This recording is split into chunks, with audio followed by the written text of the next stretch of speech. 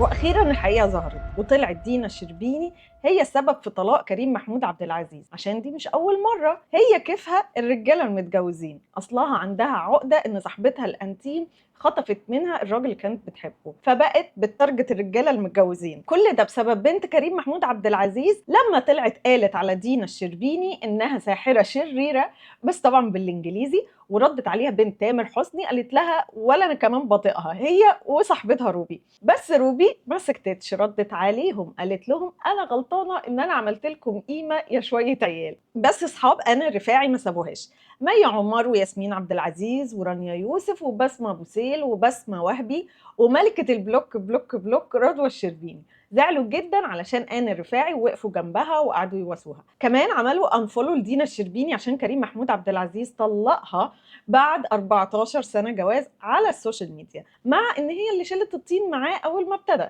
بس هي طلعت اجدع، واول ما طلقها عملت موف اون في ساعه واحده ونزلت الكولكشن بتاعها الجديد، والفولورز بتوعها زادوا مره واحده اكتر من 250,000 فولور. كل ده واحنا ليله كامله مش عارفين ننام مستنيين دينا الشربيني تنزل اي حاجه او تعلق، مفيش. ان شاء الله حتى صوره واحده بتشرب كوبايه ينسون تهدي اعصابها، مفيش. طب حتى نزلي ستوري ليها لقطه من اي مسلسل، مفيش. طب اي حاجه ندخل من الاكونت ده للاكونت ده، مفيش. ما عرفناش ننام ليله كامله. بس بجد ربنا يستر عشان الدنيا ملبشه اليومين دول. كل واحده تمسك وتقفش في جوزها ما تسيبهوش، دلعيه وريه الجانب المتوحش الانثوي منك. والستات اللي مش متجوزين خافي لحسن لو سلمتي على اي راجل متجوز هيقولوا عليكي خطافه رجاله. سامعه يا اسماء؟ ايدك جنبك بقولك كنده هتاكلك. طيب شفتوا الميمز والنكت اللي طلعت؟ مسخره ضحك بس.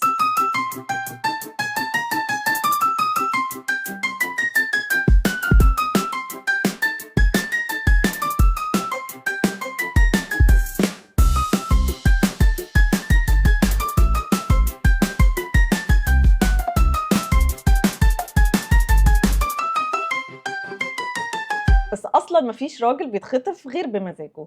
بس الحمد لله هنادي مهنا وخالد صالح ما طلعوش اتطلقوا ولا حاجه. ولا شفتوا مي عز الدين؟ اخيرا الحمد لله اتجوزت، صبرت ونالت، بس ايه، وقعت وقفه بنت اللذينه. عايزين نجيب قرار العريس الجديد، نعرف هو مين وبيشتغل ايه وبيعمل ايه وجه منين وتعرفت عليه ازاي. بعد كل الجرعه المحترمه دي من الحواديت اضمن لك ان راسك نورت اشعارات وحسيت ان في 500 نوتيفيكيشنز رنوا في ودنك دلوقتي، وحاسس ان في احداث رهيبه فاتتك ولازم تعرف ايه اللي حصل وايه التفاصيل. خليك معايا وهتعرف كل حاجه. ودلوقتي جه الوقت ان انا اقول لك الحقيقه المره. احب احبطك واقول لك ان كل اللي قلته من شويه ده لا يخصك ولا يخصني ولا هيغير حياتنا في اي حاجه، لا هيفيدك ولا هيضرني. احنا ببساطه بنلوكلوك، سمينا ميمه، سميه حشريه، صحافه صفراء، جوسب لو انت من ايجيبت، سميه زي ما تحب. بس ده بيفتح علينا سؤال مش بريء: ليه بنحب الفضايح؟ ليه بنتصنت على حياة المشاهير؟ ليه بنسيب حياتنا احنا ونغوص بالساعات في تفاصيل حياة ناس عمرهم ما شافونا؟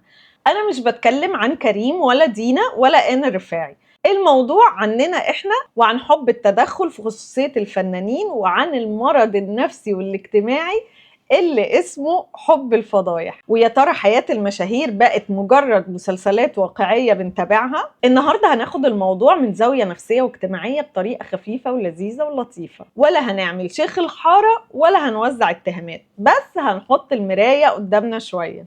الفضول من واحنا اطفال كل شويه بنسال ليه، لكن لما الفضول يتحول لحشره اللي هي بنتحشر في حياه الناس وعايزين نعرف كل فسوه بيعملوها، هنا بنخش في مرحله مرض اجتماعي. السوشيال ميديا عملت ايه؟ بدل ما كان عندنا كم موقع نعرف فيه اخبار الناس، بقى عندنا اكسس مفتوح لحياتهم، بياكلوا ايه، بيسافروا فين، بيتخانقوا مع مين وبيحبوا مين. عودونا نعرف كل خطوه بيعملوها، فبنفتكر ان هم اصحابنا، وده في علم النفس اسمه علاقه من طرف واحد. انت حاسس انك عايش معاهم وهو مش عارف انك موجود اصلا. غير الفضول في حاجة اسمها نظرية التعلم الاجتماعي. احنا كبشر بنتعلم كتير من مراقبتنا للناس التانية، فالمشاهير هنا بيلعبوا دور، بس هنا مش تمثيل، هم بيبقوا نماذج قدامنا، بنشوف نجاحاتهم وفشلهم وعلاقاتهم واختياراتهم، وبنعمل في عقلنا الباطن محاكاة لحياتهم. مش بس كده، كمان بيحصل لنا تعاطف معاهم اسمه التعاطف الوجداني. لما بنشوف حد مشهور بنحبه في موقف صعب بنحس ان احنا متأثرين معاه جدا. واحدة اتطلقت، واحدة اتخانت، فجأة نص الدنيا عندها رأي في الموضوع ونصهم التاني حاسس ان هو حاسس بيها علشان عايش نفس الحاجة. في نظرية تانية مهمة، نظرية المقارنة الاجتماعية Social Comparison Theory. المقارنة الاجتماعية دي ممكن تبقى upward أو downward. احنا طول الوقت بنقيس نفسنا باللي حوالينا، أنا شكلي عامل ازاي جنبهم، جوازي، شغلي، فلوسي، حياتي شكلها ايه مقارنة بحياتهم. لما بنقارن نفسنا بحد أحسن مننا ده بيبقى اسمه upward. لما تشوف حياتهم مثالية على انستجرام مثلا فيها سفر وعربيات وقصص حب ونجاح، تحس بشوية غيرة وأمل في نفس الوقت، فتقول يا ريت ابقى كده، انا كمان ممكن اعمل كده. وبعدين يطلع خبر طلاق او خيانة، مشكلة او فضيحة، فتقول اهو مش لوحدي اللي عندي مشاكل وحياتي ملخبطة، حتى هما كمان. وده الداون وورد اللي بيطمنك ان الدنيا مش قاسية عليك لوحدك.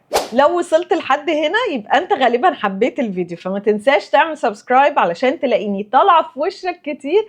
هنتكلم عن حاجات مختلفة، افلام، مسلسلات، وحاجات بنشوفها في حياتنا. علشان كده القناة اسمها مها منيا، عشان الفيديوهات عن الهوبا، يعني اي حاجة ممكن نتكلم فيها، زي الفيديو بتاع النهاردة ليه بنحب الفضايح بتاعة المشاهير.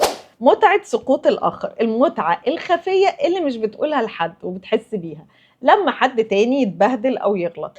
الأبحاث بتقول إن الإحساس ده بيزيد لما ثقتك بنفسك بتبقى مهزوزة أو إحساس إنك أقل.